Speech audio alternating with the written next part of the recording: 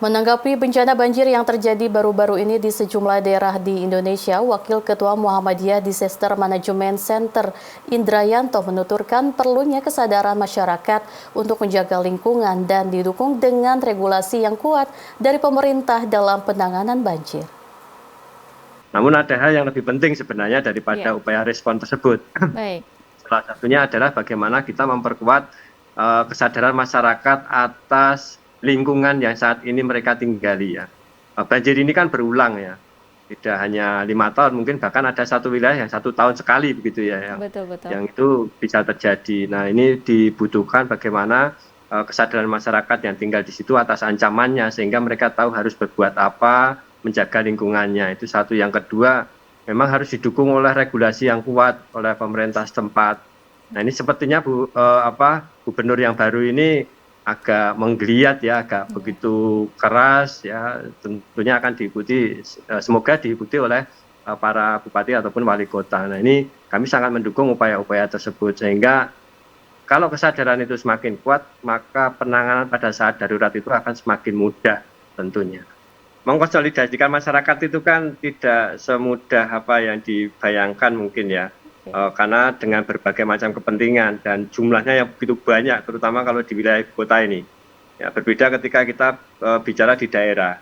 Nah di ibu kota ini sangat kompleks sekali, ada urusan tata ruang, ada urusan pemukiman, bahkan mungkin juga urusan-urusan penghidupan dan kehidupan yang lainnya, yang ini harus disinkronkan oleh masing-masing kelompok ataupun komunitas, apakah itu berbasis kelompok RW ataupun RT, sehingga ruang lingkupnya itu nanti akan bisa tercapai untuk kepentingan sosialisasi ataupun pemahaman-pemahaman.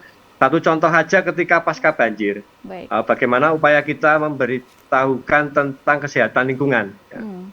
Pasca bersih-bersih kita harus seperti apa, PHBS-nya harus seperti apa, ini juga menjadi tantangan tersendiri bagi teman-teman kesehatan ketika mereka harus menyampaikan informasi ini, pada waktu kapan itu harus disampaikan dan kepada siapa itu harus disampaikan pada saat yang tepat.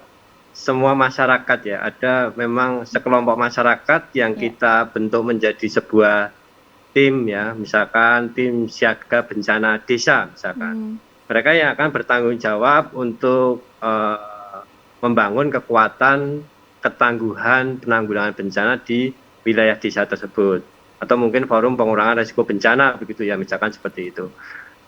Nah mereka lah yang nanti akan bertanggung jawab untuk memperkuat, apakah itu untuk mempersiapkan mitigasinya yang berbasis struktural non struktural begitu ya, ataupun juga pengurangan risiko bencana dan kegiatan-kegiatan penanganan darurat bencana. Dan memang edukasi itu harus dilakukan oleh masyarakat itu sendiri untuk menyadarkan masyarakatnya. Jadi kalau kami ini kan di Muhammadiyah ada program Jamaah Tangguh, bagaimana kami mengajarkan pimpinan ranting, pimpinan cabang, Aisyah, Muhammadiyah untuk memahami tentang kebencanaan, sehingga mereka punya kemampuan untuk mengedukasi lingkungannya, mengedukasi masyarakatnya, bahwa pentingnya bagaimana kita menjaga lingkungan biar tidak terjadi bencana yang besar misalkan, atau bagaimana upaya kita kalau terjadi bencana kita mempersiapkan diri untuk mengevakuasi secara mandiri, ataupun bagaimana upaya kita untuk membantu orang lain di lingkungan kita sendiri. Nah ini menjadi bagian yang sangat